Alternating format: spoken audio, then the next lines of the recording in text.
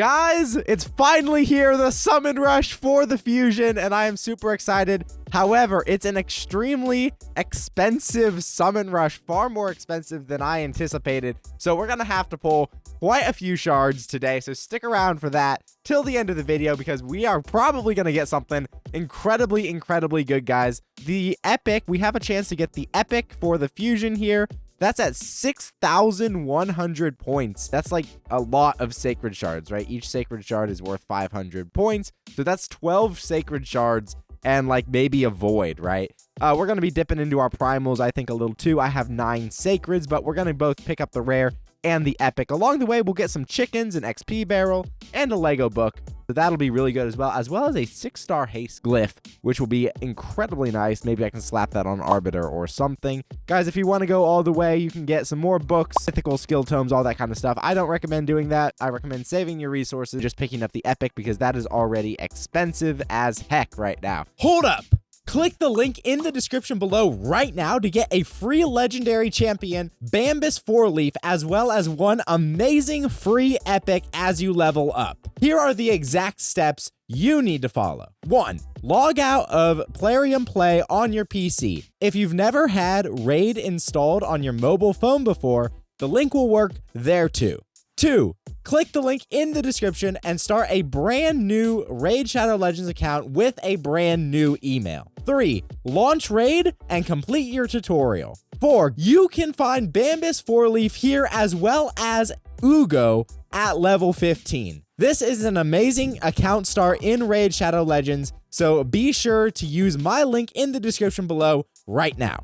But guys, what else do we have? Well, we've got a progressive chance. The progressive chance on Sacreds and Void. So for Void Shards, we have Senna, Sulfurion, and Marichka, along with Godseeker and Cardinal. So we're definitely going to pick Godseeker. Godseeker here has the revives their dead ally with 50% HP, fills their turn meter by 50%, and resets the cooldown of all their skills, which is a super solid revive on a 4-turn cooldown. Of course, she has the passive revive, increasing the amount of healing allies receive by 10%. And if an ally is about to get killed by a fatal hit, preempts that hit and instantly places revive on death on them for 1 turn before the damage taken. That, of course, books down to a 4-turn cooldown. Then she attacks all enemies, heals all allies by 15% of their max HP, then decreases the duration of all buffs on all enemies by 1 turn, and increases the duration of all buffs on all allies by 1 turn.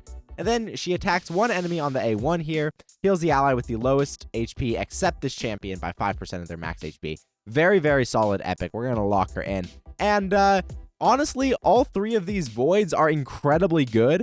I mean, Marichka and Senna are the picks for me, and I'm going to go with Senna, and the reason is because of this passive here. Whenever a continuous heal buff activates on any ally, fills the turn meters of all allies by 5%. The end of this champion's turn increases the duration of continuous heal buff on a random ally except this champion by 1 turn, which is really good. She has increased speed and continuous heals. Of course, she has a revive, AoE revive with 50% HP and 50% turn meter with an ally attack, which is pretty cool. And then she has a instant activation of continuous heal on the A1, guys.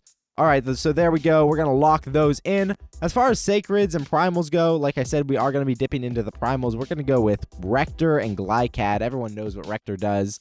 She is a very competent reviver. Revive with Perfect Veil. The Perfect Veil on everyone, and then continuous heal on all allies with less than 100% HP, and then decrease attack on the A1.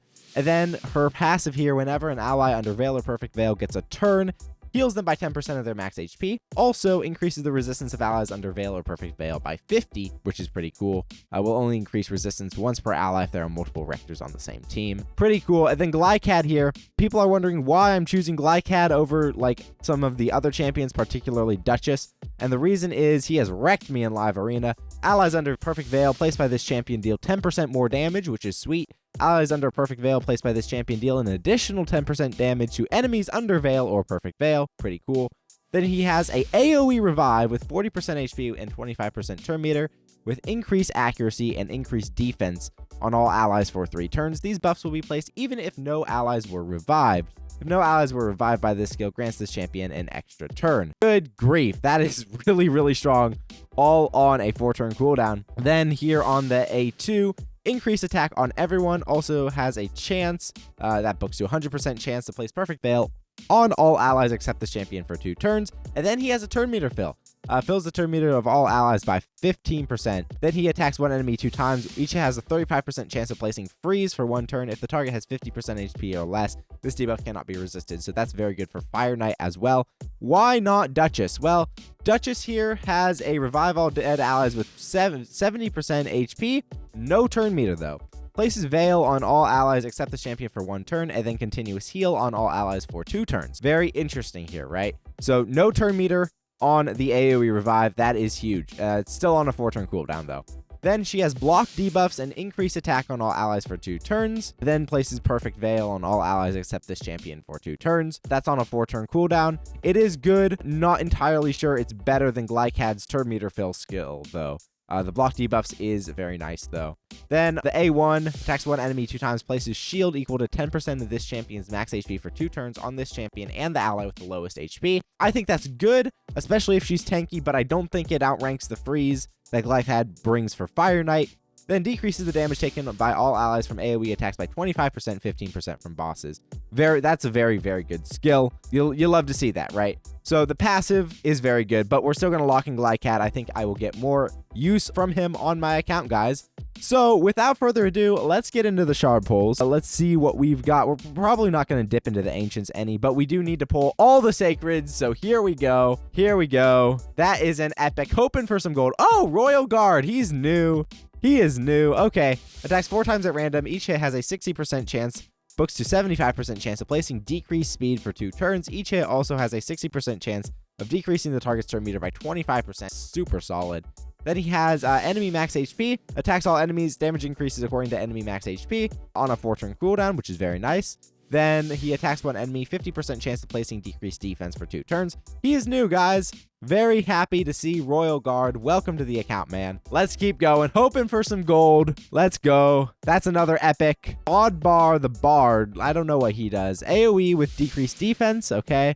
Then he attacks one enemy, chance of stealing 2 random buffs from the target, 80% chance of placing stun for 1 turn instead if the target has no active buffs. Then he has a triple hit with heal reduction. This guy would be very good for Fire Knight early on, but I think he'll probably, if he gets used at all, he'll just go in Faction Wars for me. All right, here we go, guys. One more than one more, probably. Oh, Occult Brawler. We got him recently, right? He's got this very weird A2 that just scales with effects according to the number of debuffs he has. Then he has poison on himself and poison on someone else. I mean, the A2, if he's under 1 debuff, he ignores 30% defense, which is really good. If he's under 2 debuffs, enemies killed by this skill cannot be revived. If he's under 3, the attack is always critical. If this champion is under 4 or more debuffs, this champion heals by 30% of the damage inflicted. If this champion is under 5 or more debuffs, grants an extra turn, removes all debuffs from this champion after the attack. Of course, he's putting poison on himself on his passive, so those effects are not hard to stack at all. And then he also has a chance of placing a 5% poison on a random enemy for 4 turns at the start of each turn. And then his A1 attacks one enemy with a chance of placing poison, which is very good. So here we go. Guys, we've got 6 left, including this one. Give us some gold. No. Bushi. Bushi's trash. He revives himself when he's killed, and then he places unkillable. He attacks one enemy. It's always critical. Increased crit rate and increased speed on himself. Attacks one enemy. It stacks 4 times. Damage increases each time the skill is used. Yeah, not great, not great. Then he has speed in arena by 20%. Not a great champion at all. Let's keep going, guys. That's another epic. Rector, no. Oh, hey! This guy might allow me to clear out Demon Spawn Faction Wars because he's got this. Revives 2 random allies with 50% HP, then fills their turn meters by 50% on a 4-turn cooldown. Then he has reflect damage and continuous heal with a heal. Then he attacks one enemy, has a 30% chance of placing stun for 1 turn. Very, very, very good champion. Very good epic. He probably will let me clear Demon Spawn Faction Wars, so he is getting built. Come on, 4 more. Hoping for gold. Come on, give me some gold. No. Man, Maruka, not entirely sure what she does. AoE revive on death, single target cleanse with a single target heal. It's a good heal though. Attacks one enemy 2 times with decreased speed. And then the passive here, springy. Never thought I'd hear that word in a passive, but hey, I like it. Springy is a fun word. All right. Each time this champion is hit, increases their defense by 2.5%, stacks up to 20%, and resets each round. Kinda meh, to be fully honest, but the AoE is very nice. That's another epic, still no Rector. We're going after Bone Keeper here. I don't like Bone Keeper. She's a single target damage dealer. Attacks one enemy, places an extra hit if the attack is critical, fills the turn meters of all allies by 15% if the attack kills an enemy, attacks one enemy, deals 50% extra crit damage, which is kind of interesting. And then she attacks one enemy with a 50% chance of placing decreased defense for 2 turns if the attack is critical. She's all right for faction wars and stuff, but nothing really to write home about in my personal opinion. Let's see. Hey, there she is. There she is. Rector Drath. We went over her kit. Welcome to the account, Rector. Love to see it. Love to see it. Last one. Can we get gold? No, we cannot. Wow. 9 sacreds, no gold. That's a Ranix there. Triple hit, 50% chance of stealing 1 random buff from the target.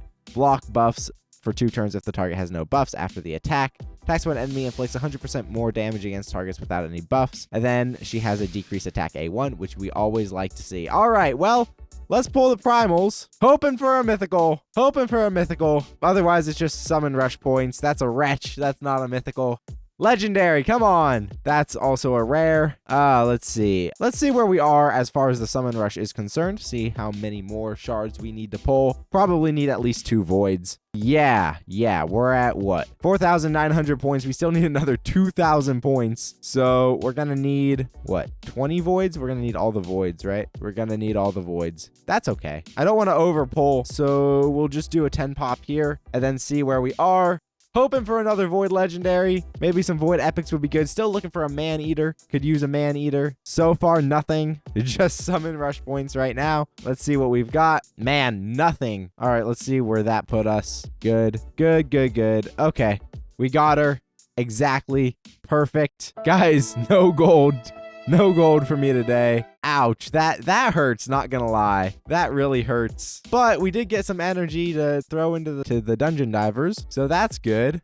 Dang. Well, guys, thanks so much for watching. I've been Felra, sailing the seas of Raid Shadow Legends, and I will see you in another video.